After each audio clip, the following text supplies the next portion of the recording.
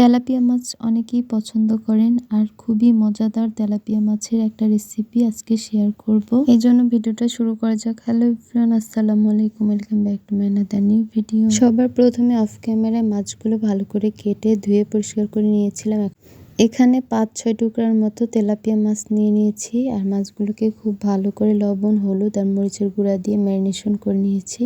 সবার প্রথমে মাছগুলো ভেজে ফেলবো আর এই ভেজে ফেলার জন্য এখানে একটা কড়াইতে তেল দিয়ে তেলের উপরে একটা একটা করে মাছ দিয়ে দিলাম। মাছগুলো খুব ভালোভাবে ফ্রাই করে নিতে হবে। মাছগুলো পুরোপুরি মচমচে করে ভেজে নিয়েছি। এখন একটা একটা করে মাছগুলো উঠিয়ে নিব। এভাবে করে সবগুলো মাছ ভালো করে ভেজে নিয়েছি। এভাবে করে লাল লাল করে টমেটো দিয়ে যে কোনো মাছ ভুনা করলে খেতে খুব মজা হয়।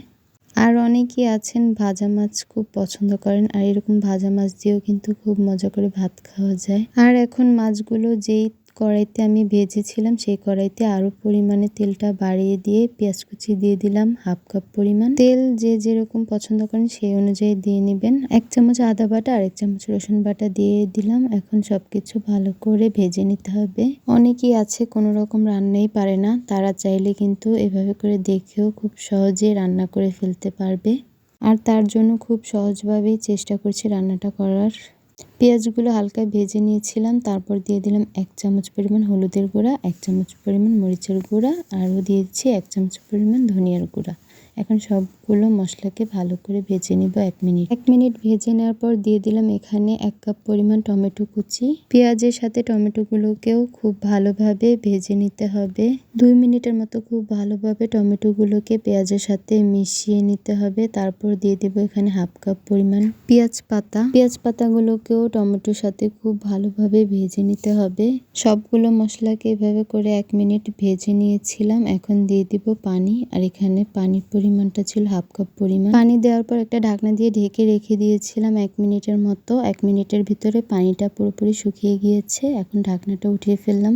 সবকিছু ভালো করে কষিয়ে নেওয়া শেষ পর্যায়ে এখানে দিয়ে দিব পানি আর এখানে দিয়েছিলাম 1/2 কাপ পরিমাণ পানি। আর এই পানিটাতেই কিন্তু পুরোপুরি মাছ ভুনাটা রেডি হয়ে যাবে। আর এখানে আমি 2 বার পানি ব্যবহার করেছিলাম। দ্বিতীয়বার পানি ব্যবহার করার পর ঢাকনা দিয়ে ঢেকে রেখে দিয়েছিলাম।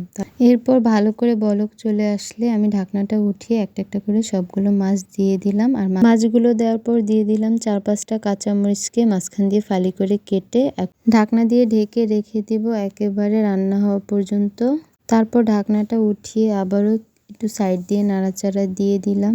আর সবার শেষে উপর দিয়ে ধনিয়া পাতা কুচি করে রেখেছিলাম সেই ধনিয়া পাতাগুলো দিয়ে দিলাম। ধনিয়া পাতা কুচিগুলো দেওয়ার পর আবারও ঢাকনা দিয়ে ঢেকে বলক ওঠা পর্যন্ত অপেক্ষা করলাম। পুরোপুরি মাছ ভুনা করার জন্য এখানে 30 মিনিটের মতো সময় লেগেছিল আর এই মাছগুলো পুরোপুরি রান্না শেষ। এরপর একটা কাচের বাটিতে নিয়ে নিলাম মাছ ভুনাগুলো। আর এই ছিল আজকের মতো টমেটো দিয়ে তেলাপিয়া মাছের ভুনা রেসিপি।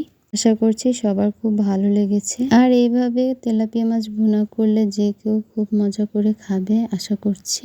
আর আমার এই ছোট পেজটিকে সবাই সাপোর্ট দিয়ে পাশে থাকবেন। আসসালামু আলাইকুম, থ্যাঙ্কস ফর ওয়াচিং।